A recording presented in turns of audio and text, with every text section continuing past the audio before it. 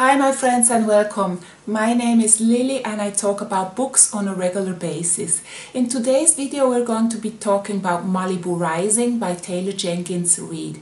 It's a family saga that plays in Malibu and we get an insight into the change of a place and its people, as well as a sneak peek into the life of the rich and famous. As always, we'll start with the bullet points first, then briefly some information about the author before I share my impression and the conclusion with you. Yeah, let's get the party started.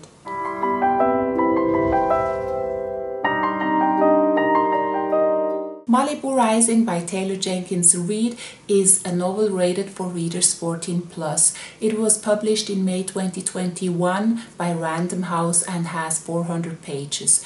The reading time is around 6 hours. A similar book is The Sinful Lives of Trophy Wives by Kristen Miller. Yeah, that's it to the bullet points. Let's go to the author Taylor Jenkins Reid. Taylor Jenkins Reid is an American best-selling author and was born December 1983. That's the same year this book plays, in Maryland, before the family moved to Massachusetts. She graduated from Emerson College, Boston, and first worked in film production. Then she moved to Los Angeles and worked as a casting assistant. And I guess that's why she's so familiar with the entertainment business.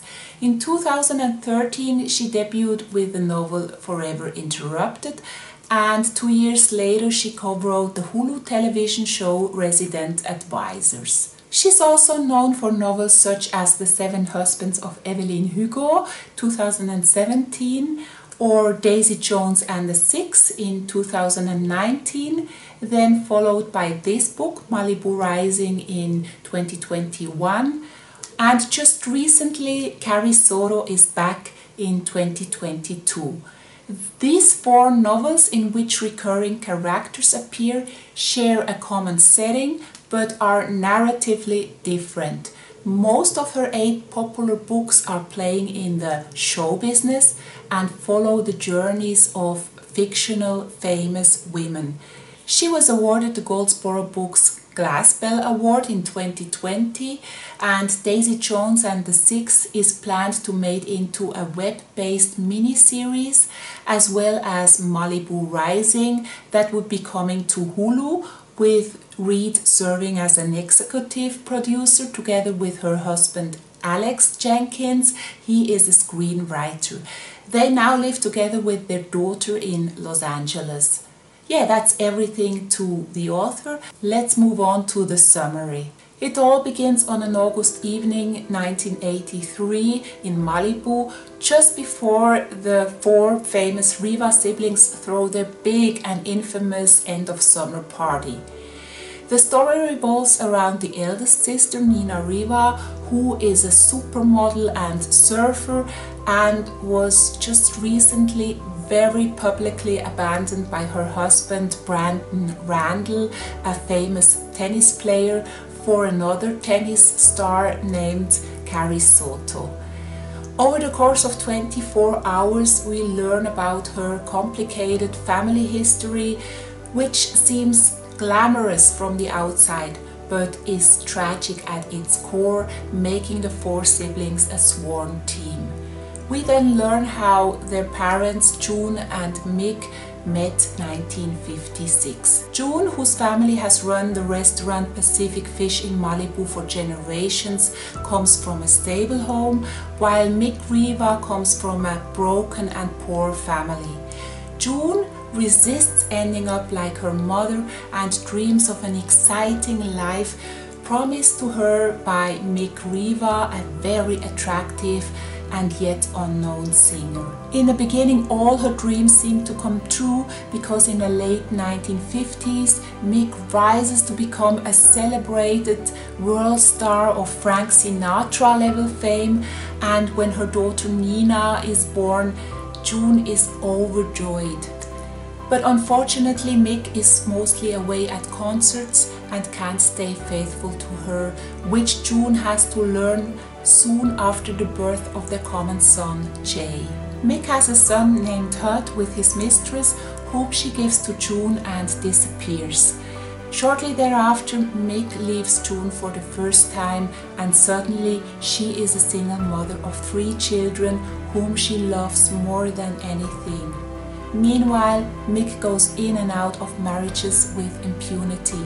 When he returns to June years later, he fathers his youngest child, Kit, and eventually leaves June for good. We witness June's struggles and descent into alcoholism, and eventually she dies while the children are still teenagers.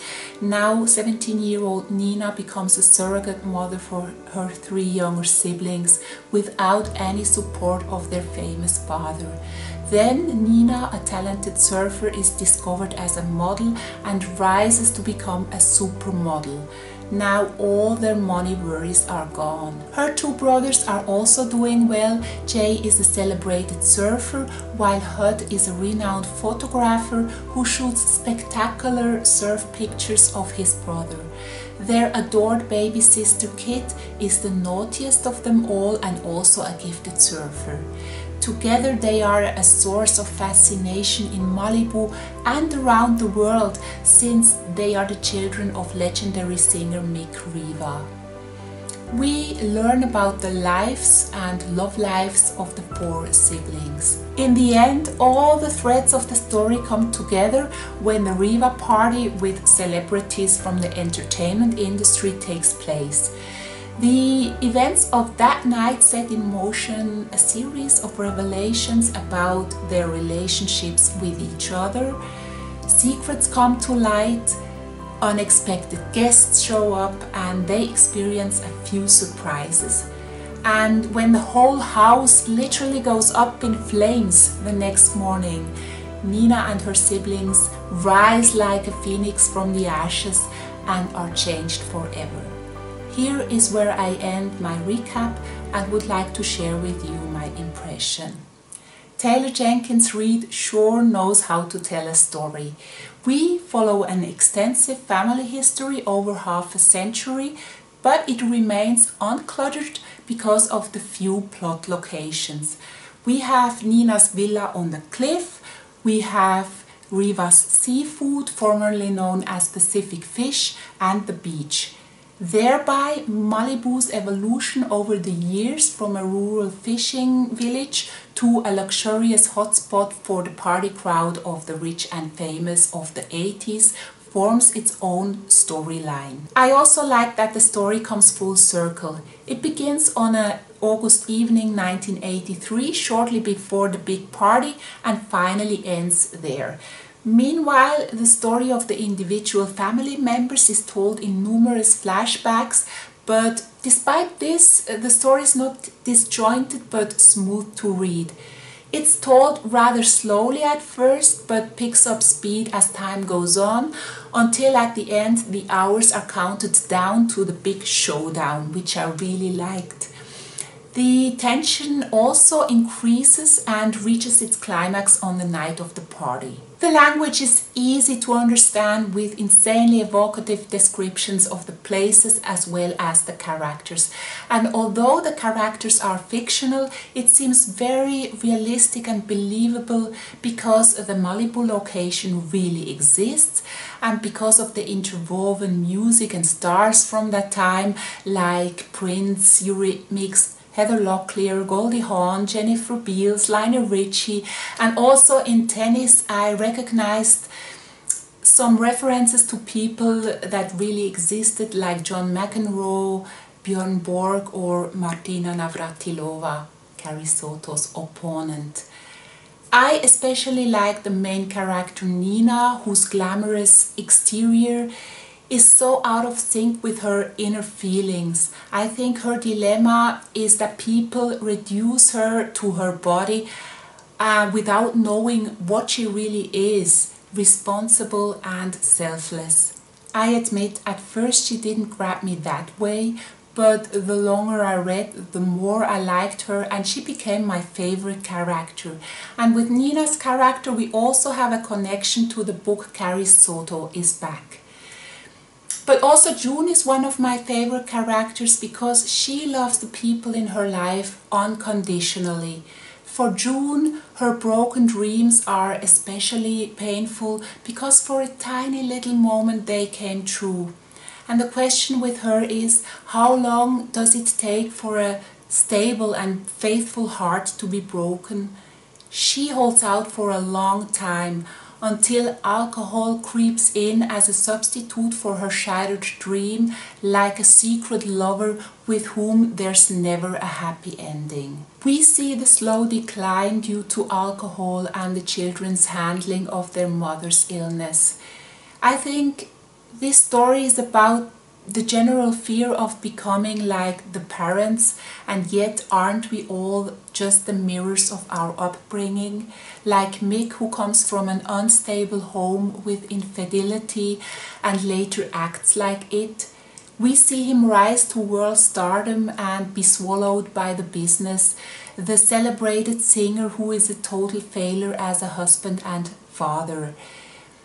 He's not a villain, just a fickle character who I couldn't even hate because at least he tried to be a loyal family man. The characters of Nina's 3 siblings are nice, but I don't find them as fleshed out as the others. I think the balance of the narrative between the past and the present uneven. The past takes out way too much space, and that's probably why there was not enough room for Nina's siblings. And I also found the end of the story was told a bit rushed. Yeah, that's everything I have to say to my impression. Let's go to the conclusion. We have really vivid descriptions of Malibu that made me feel like I was there, smelling the ocean breeze and feeling the sand between my toes. The stories of the main characters are at once realistic and entertaining and captivated me.